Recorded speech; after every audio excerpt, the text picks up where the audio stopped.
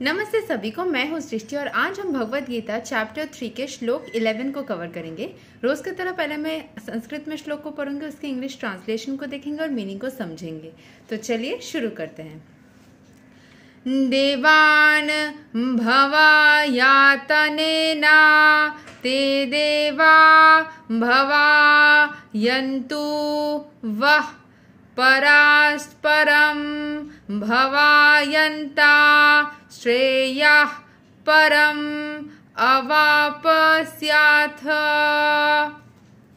The demigods, being pleased by sacrifices, will also please you, and thus, by cooperation between men and demigods, prosperity will reign for all. जो demigods होते हैं वो कहीं ना कहीं वो भी एक सोर्स एनर्जी से ही बने हुए होते हैं।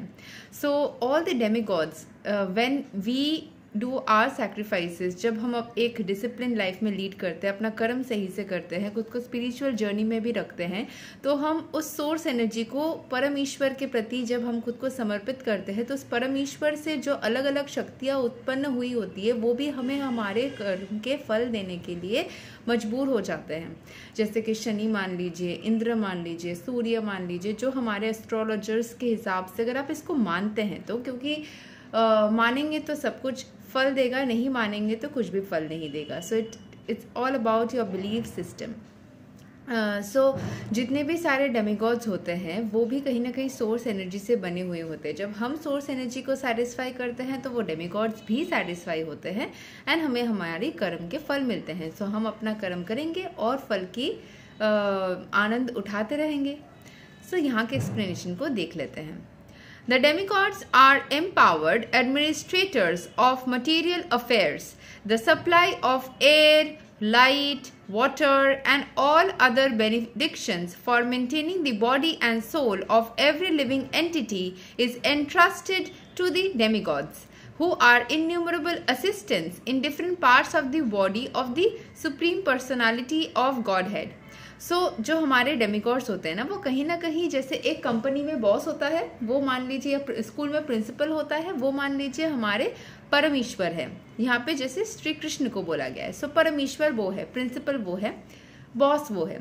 उसके अंदर बहुत सारे एम्प्लॉयज़ होते हैं ना। सो एम्प्लॉयज़ का अपना अपना काम रहता है। जब भी हम कंपनी में जाते हैं कोई कस्टमर कुछ मांगने के लिए तो उनको वो एम्प्लॉयज़ ही सर्व करते हैं। बॉस आके नहीं करेगा ना, लेकिन बॉस से अप्रूवल होके आता है एंड बॉस जैसा चाहता है उस तरीके से हम करते हैं, तो हमें जल्दी जल्दी सारे जो हमारी नीड्स है वो फुलफिल हो जाती है। या फिर प्रिंसिपल जैसे चाहता है उस तरीके से स्कूल के रूल्स बने हुए हैं, उस रूल्स को जो फॉलो करेगा वो एक्चुअली प्रिंसिपल को सेटिस्फाई कर रहा है, डायरेक्टली या इनडायरेक्टली। अकॉर्डिंगली टीचर्स क्या करेंगे, टीचर्स उस प्रिंसिपल का रूल्स ही स्टूडेंट को फॉलो करने के लिए बोल रहे हैं एंड वो देखेंगे कि वो स्टूडेंट ठीक से फॉलो कर रहे हैं कि नहीं। उस हिसाब से उनको ग्रेड्स मिलेंगे, मार्क्स मिलेंगे, उनका परफॉर्मेंस देखा जाएगा। सिमिलरली ये जो भगवान है वो कहीं ना कहीं असिस्टेंट्स है, उस तरीके से टीचर्स है या फिर एम्प्लॉयज़ है। जैसे मैं बोलती हूँ ना, असिस्टेंट हनुमान जी, एडवाइज़र कृष्ण। सो एडवाइज़र या फिर जो सीनियर पोजीशन में है वो वहाँ पे ईश्वर परमेश्वर है एंड उनके अंडर जो काम करते हैं वो डेमिगॉड्स है। तो डेमिगॉड्स आपको तब भी उनको वो पावर दी गई है, उनको वो काम दिया गया है कि जो भी इंसान की रिक्वायरमेंट है उसको आप फुलफिल करना। जैसे मैथोलॉजी में, ग्रीक मैथोलॉजी में भी बहुत सारे ऐसे डेमिगॉड्स के बारे में हम जान पाते हैं। So similarly, the same thing is happening here. The pleasures and displeasures are dependent on the performance of the yagnas by the human being. Some of the yagnas are meant to satisfy particular demigods, but even in doing so, Lord Vishnu is worshipped in all yagnas as a chief beneficiary. जैसे कि आप मान लीजिए, हम कभी कभी करते हैं ना कि जैसे प्रिंसिपल ने पूरा रूल बनाया है स्कूल में क्या क्या चलेगा। अभी कोई टीचर भी उनको इंटाइटल किया जाता है कि आप अपने हिसाब से क्लास के रूल्स बना लेना, जैसे क्लास टीचर जो होते हैं या फिर हेड ऑफ द डिपार्टमेंट होते हैं। सो अभी हम टीचर के हिसाब से चलेंगे या उनको खुश करेंगे तो कहीं ना कहीं प्रिंसिपल को भी खुश करना हो जाता है, क्योंकि प्रिंसिपल ने अथॉरिटी दिया रखा है इस टीचर को कि वो अपने हिसाब से रूल्स बनाएंगे और उसको स्टूडेंट्स को फॉलो करना होगा। तो जब हम उस पर्टिकुलर टीचर के रूल्स को फॉलो करते हैं या उनको खुश करते हैं तो उनके जो बॉस है यानी कि जो चीफ बेनिफिशियरी है उनको भी सर्व करना हो जाता है, उनका भी मतलब इनडायरेक्टली और also listening to that principal.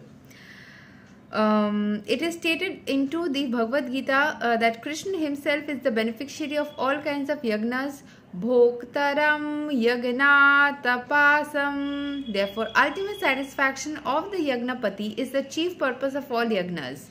जितने भी आप सैक्रिफाइसेस करते हो, जो भी खुश करने के लिए भगवान को आप करते हो, वो सारी चीज़ें कहीं ना कहीं उस प्रिंसिपल यानी कि उस चीफ बेनिफिशियरी परमेश्वर के पास जा रहा है. When these yagnas are perfectly performed naturally, the demigods in charge of the different departments of the supply are pleased. जैसे ही आप उस हर एक सैक्रिफाइस को करते हो ना सही से किसी एक टीचर के लिए या पूरे प्रिंसिपल के लिए, तो सारे ही डेमिगॉड्स, सारे ही जो टीचर्स एसोसिएटेड है वो सारे ही खुश हो जाते हैं. वो ऐसे ही है, ये जेलस नहीं होते. When these yagnas are perfectly performed naturally, the demigods in charge of the different departments of supply are pleased and there is no scarcity in the supply of natural products. इसीलिए हमें वो संतुष्ट होते हैं, तो हमें bless करते हैं, तो हमें सब कुछ time to time मिलता रहता है. Performance of yagnas has many side benefits, ultimately leading to liberation from material bondage. By performance of the yagnas, all activities become purified, as it is stated in the Vedas. Ahara sadhao सत्वा शुद्धि सत्वा शुद्धाव ध्रुवा स्मृत स्मृति लंभे सर्वा ग्रंथिनम विप्रमोक्षा. By performance of yagna, one's eatables become sacrificed. By performance of yagnas, one's eatables become sanctified, मतलब purified, and by eating sanctified foodstuffs, one's very existence becomes purified.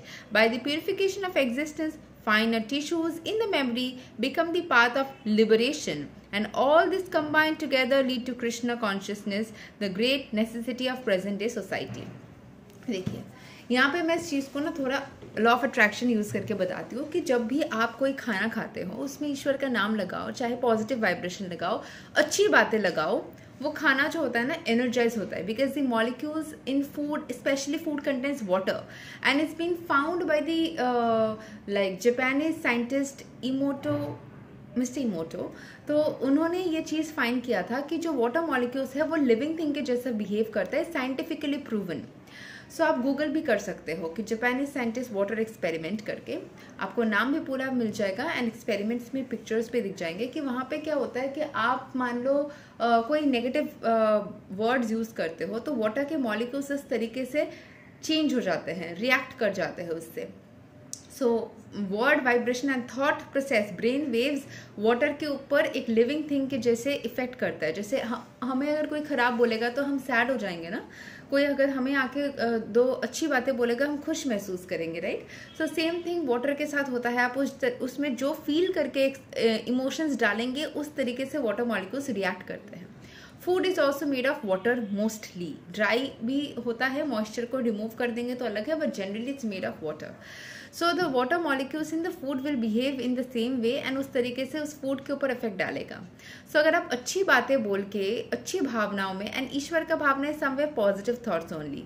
So positive भावना, अगर आपको मंत्र या ईश्वर का नाम नहीं भी जापना है, अगर आप नॉर्मली पॉजिटिव बातें भी बोल के उसको खाते कि this food is make me healthy, मैं कितनी अच्छी इंसान हूँ, मेरा लाइफ कितना अच्छा चल रहा है, सब कुछ अच्छा है, मैं बहुत खुश रहती हूँ, वाह ये बोल के ही मुझे अच्छा लग रहा है. सो ये चीज़ जैसे आप बोलेंगे ना, क्योंकि हमारे बॉडी में भी वाटर कंटेंट है, तो उस तरीके से उस वाटर मॉलिक्यूल्स में भी इफेक्ट जा रहा है. इसीलिए अच्छी बातें सुन के हमें इमीडिएट अच्छा लगता है, खराब बातें सुन के हमें इमीडिएट खराब लगता है, क्योंकि बॉडी के अंदर जो फिजिकल मॉलिक्यूल्स ऑफ वाटर है वो उस तरीके से रिएक्ट करते हैं.